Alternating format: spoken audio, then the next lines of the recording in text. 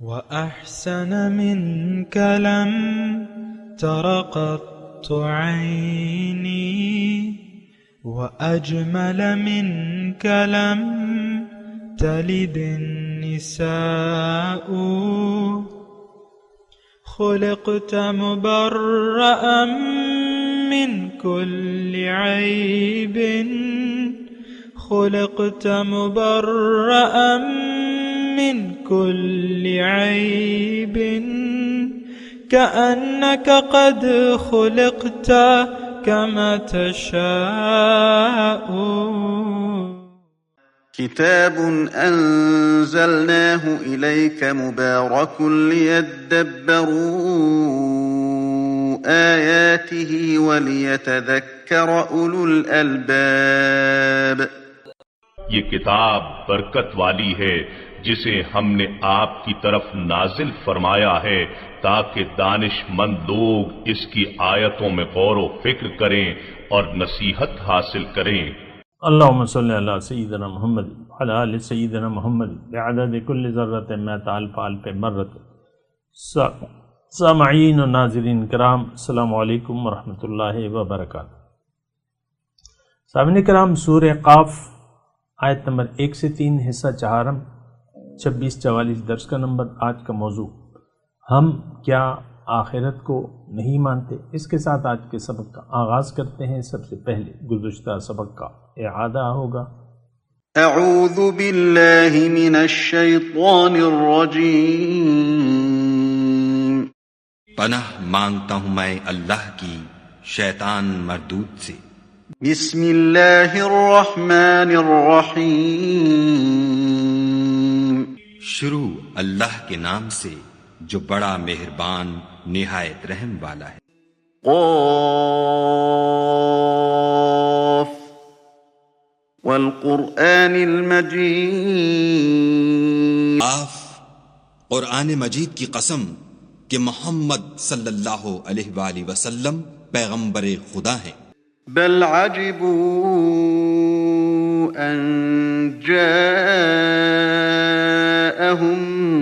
منذر منهم فقال الكافرون هذا شيء عجيب. لیکن ان لوگوں نے تعجب کیا کہ انہی میں سے ایک ہدایت کرنے والا ان کے پاس آیا تو کافر کہنے لگے کہ یہ بات تو بڑی عجیب ہے.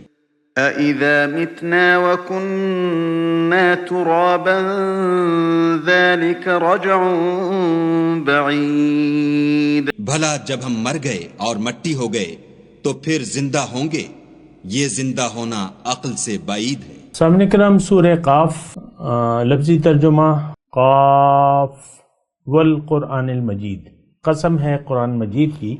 بل عجب ان جاءہم منذر منہم، بلکہ ان لوگوں کو تعجب اس بات پہ ہوا کہ ایک خبردار کرنے والا خود انہی میں سے ان کے پاس آ گیا.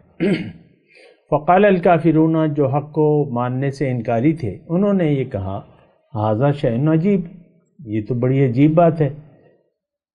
اذا متنا وکننا ترابا، جب ہم مر جائیں اور مٹی ہو جائیں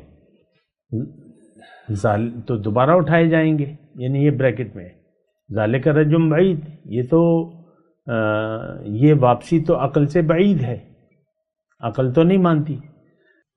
سامعین کرام، سورہ قاف ہے اور اس نے یعنی آپ کو یہ بتایا گزشتہ تمام اسباق کا جو خلاصہ یہی ہے کہ جب ہم اس سورت کو پڑھیں گے تو اپنے لیے اپنے اوپر اس کو دیکھیں گے کہ کیا ہم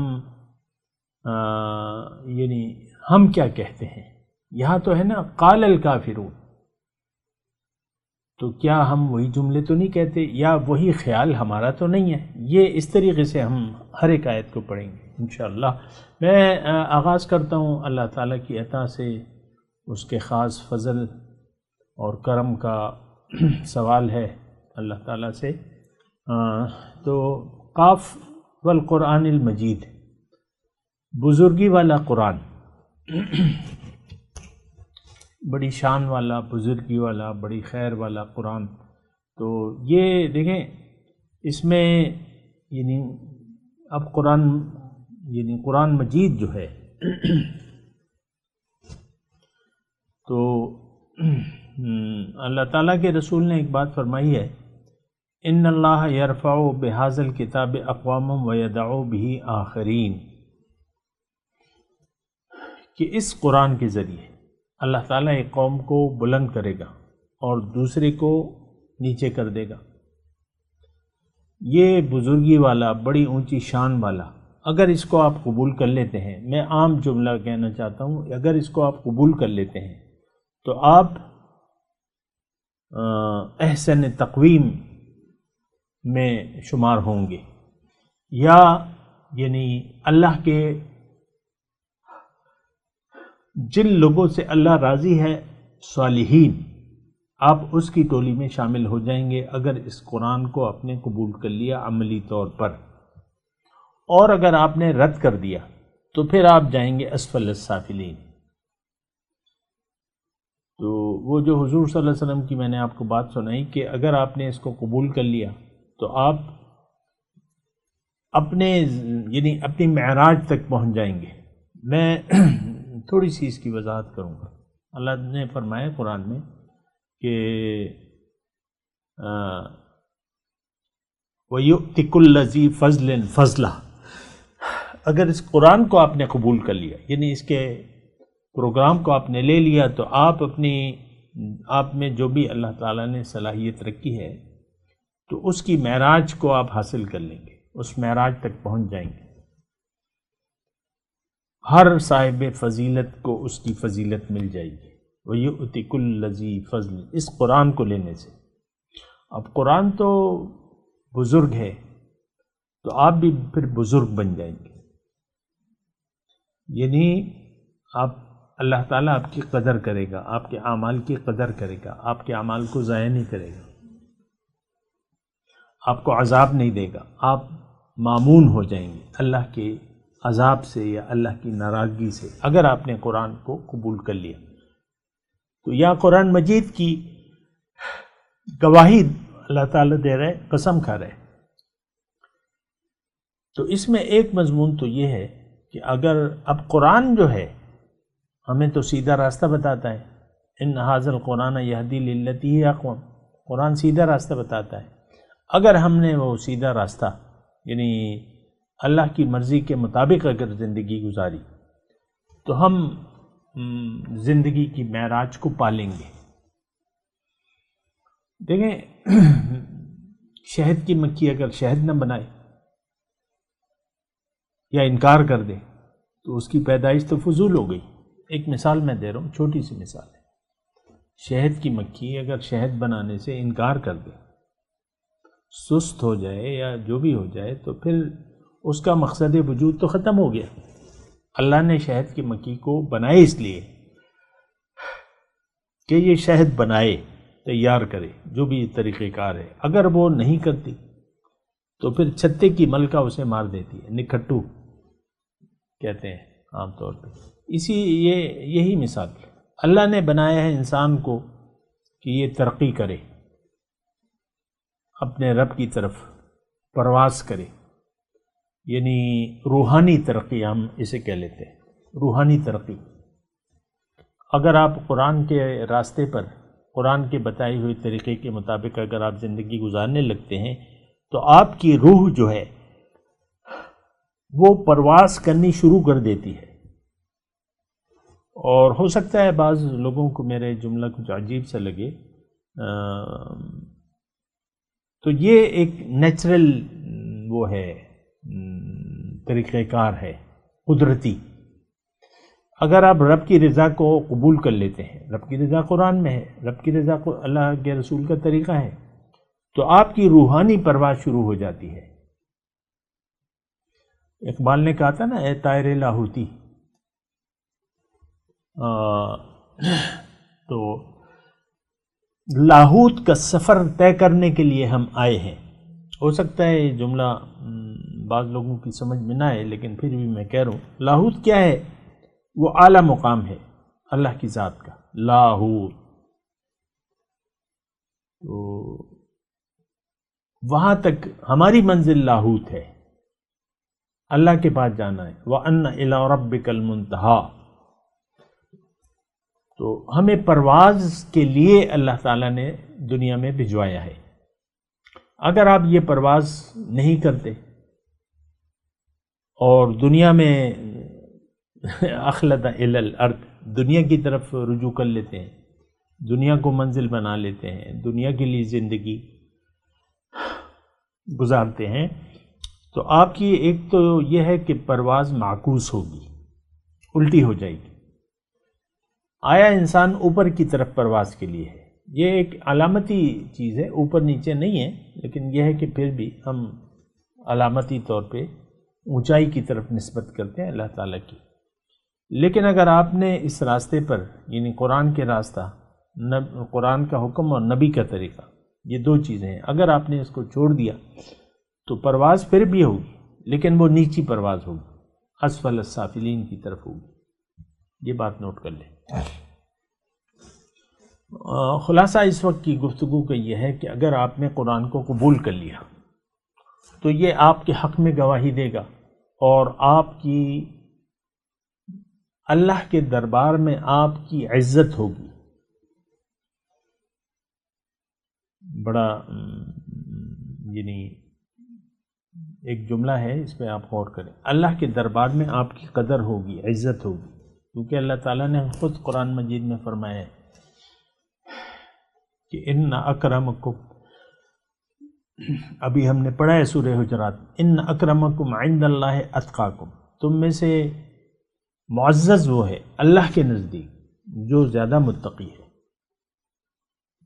تو ایک بات تو یہ ہے، یہ میں تھوڑی سی اپنے آپ کو بھی لالچ دلا رہا ہوں کہ اگر آپ معزز بننا چاہتے ہیں، اگر آپ کامیابی چاہتے ہیں دنیا کی زندگی میں، اگر آپ دنیا میں اپنی معراج کو حاصل کرنا چاہتے ہیں، تو قرآن اللہ کے بتائے ہوا راستہ اور نبی کا طریقہ، اس کو آپ قبول کر لیں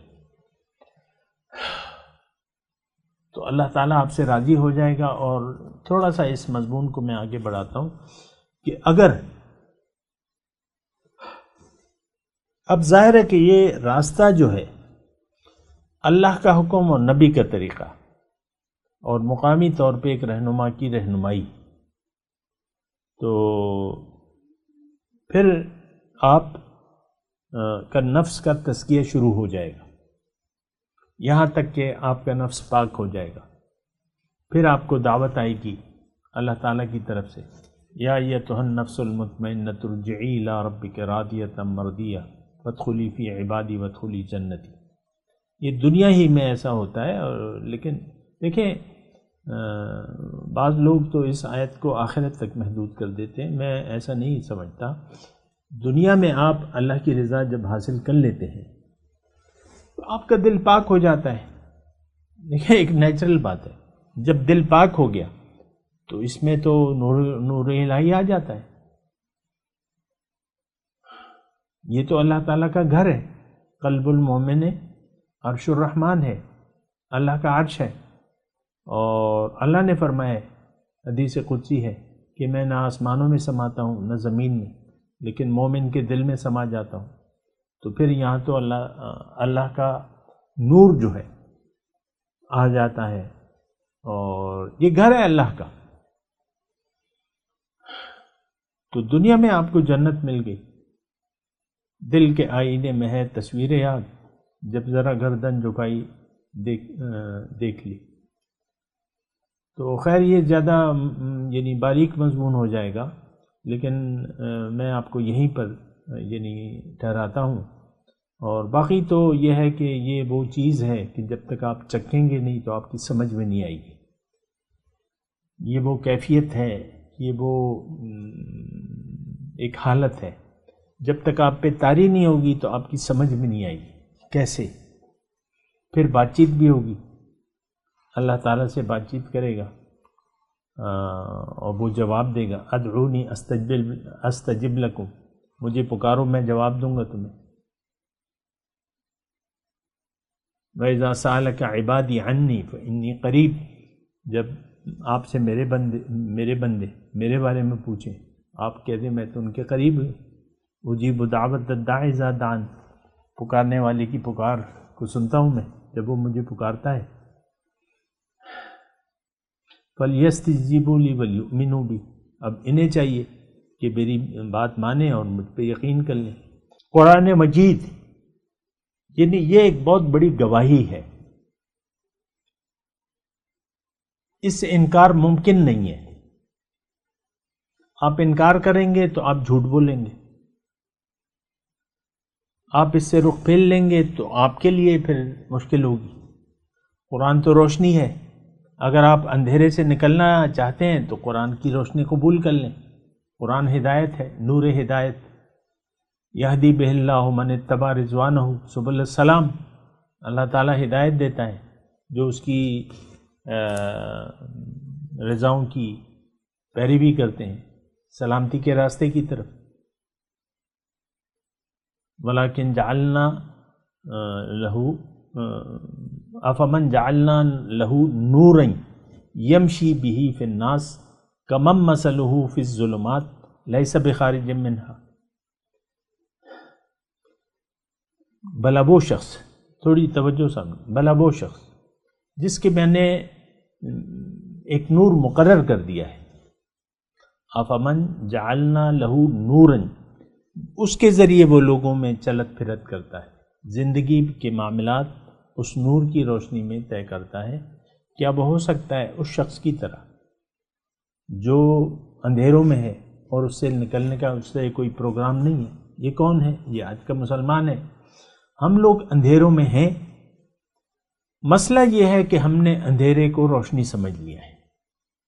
ایک اصطلاح ہے استعمال ہوتی ہے، روشن خیال مسلمان.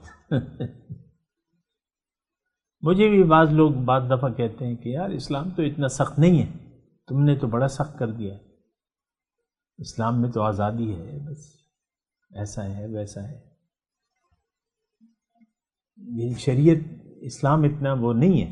یہ اب لوگوں کا خیال ہے، میں اس میں کچھ نہیں کہہ سکتا. اصل تو اللہ کا حکم ہے، نبی کا طریقہ ہے. دو چیزیں ہیں. اگر آپ کہتے ہیں اس کے علاوہ اسلام کچھ ہے تو پھر آپ کو آپ کا خیال مبارک ہو.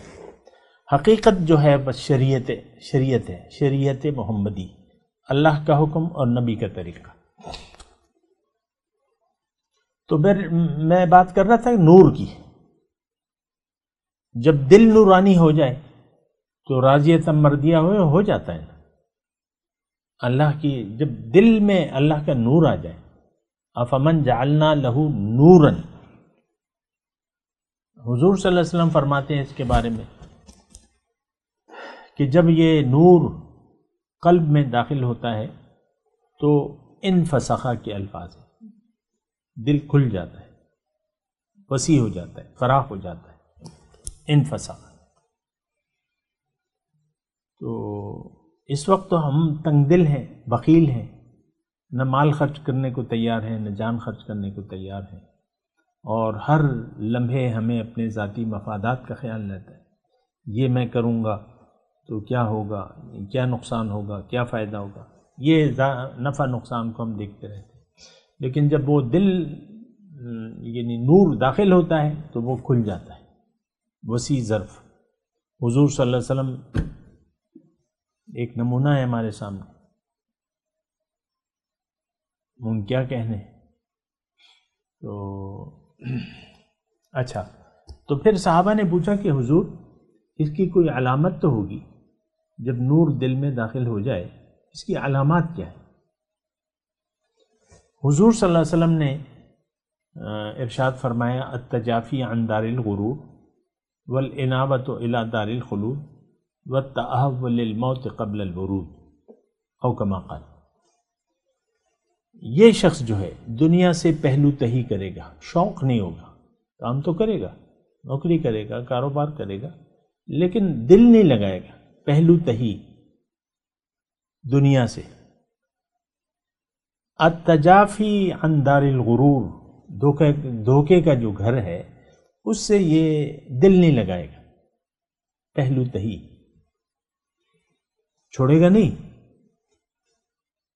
دل نہیں لگے گا. والانابۃ الی دار الخلود، دوسری علامت یہ ہمیشگی کا جو گھر ہے دار الخلود جو آخرت میں ہے، اس کی طرف یہ رجحان رکھے گا، شوق ہوگا، کیسا کام کروں کہ اللہ راضی ہو جائے، کیا کروں، کوشش کرتا رہے گا۔ انابت یعنی توجہ آخرت کی طرف ہوگی، دنیا کی طرف دنیا کا کام تو کرے گا لیکن توجہ اللہ کی طرف ہوگی۔ یہ کیفیت ہے جو ہر مومن کی ہونی چاہیے کہ ہر معاملے میں رضا الہی کا خیال۔ وَالتَّأَهُّبُ لِلْمَوْتِ قبل الورود، اور موت کے آنے سے پہلے وہ موت کے لیے تیار ہوگا۔ جب بھی موت آ جائے تیار، لے لو بھائی جان، کوئی بات، لبیک۔ حضور نے فرمایا تھا نا، ان کو جب آفر دی گئی تھی، دنیا میں رہنا چاہتے ہیں کہ رب کے پاس جانا چاہتے ہیں، تو کیا کہا تھا انہوں نے؟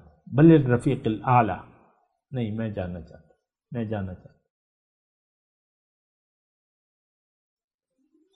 یہ قرآن مجید کی بزرگی ہے، اگر آپ اس کو قبول کر لیتے ہیں دل و جان سے، اس کو اپنے عمل میں لے آتے ہیں اور صاحب قرآن بن جاتے ہیں، تو پھر آپ بھی بزرگ ہو جائیں گے۔ بزرگان دین کا نام ہم نے سنا ہے۔ اب آگے جو آیت ہے، بل عجبوا ان جاءہم منذر منہم، بلکہ ان کو تعجب ہوا کہ ان کے پاس ایک ڈرانے والا ہے انہی میں سے۔ تو جو ماننے کے لیے تیار نہیں تھے وہ تعجب کرنے لگے، ھذا شیء عجیب۔ تو جہاں تک اس آیت نمبر 2 کے بارے میں آج ہمارا کیا رد عمل ہے، یعنی اللہ کے رسول کی تعلیمات، قرآن کا ڈراوا یا اس کی خوشخبریاں ہمارے لیے کوئی اہمیت نہیں رکھتی، اور صاحب قرآن بننے کو ہم، یعنی ظاہر ہے کہ نبی تو یہ کہتا ہے کہ تم قرآن کے مطابق اپنی زندگی کو قرآن کے مطابق ڈھال لو، صاحب قرآن بن جاؤ۔ تو لوگ کہتے ہیں، ہم لوگ کہتے ہیں کہ بھئی یہ تو مشکل ہے، تو بڑی عجیب بات، تم کیا بات کہہ رہے ہو، ھذا شیء عجیب، بڑی عجیب بات ہے، یہ تو نہیں ہو سکتی۔ دیکھیں پیغمبر جب آتا ہے تو وہ لوگوں کو آنے والے وقت کے بارے میں خبردار کرتا ہے۔ پہلی جب وحی آئی، پہلی وحی نہیں، وہ پہلی انذار جو تھا، جو کوہ صفا پہ چڑھ کے حضور صلی اللہ علیہ وسلم نے بتایا، تو اس میں کیا تھا